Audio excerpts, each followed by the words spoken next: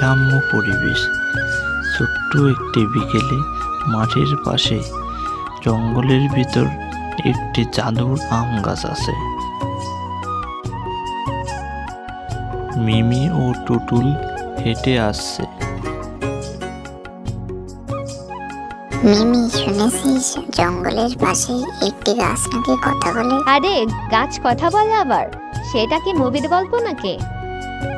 না রে, দাদু বলেছে ওইটা একটা জাদুর আম গাছ। আচ্ছা চল তাহলে আমরা যেয়ে বরং দেখে আসি। আচ্ছা চল, আমরাও একটু দেখে আসি তাহলে গাছটা। মিমি ও টুটুল গাছটিকে দেখার জন্য দুজনেই রওনা দেয়। জঙ্গলের দিকে যেতে থাকে তারা। মিমি ও টুটুল গাছের নিচে এসে দাঁড়ায়, আর তখনই হঠাৎ বাতাস বইতে থাকে।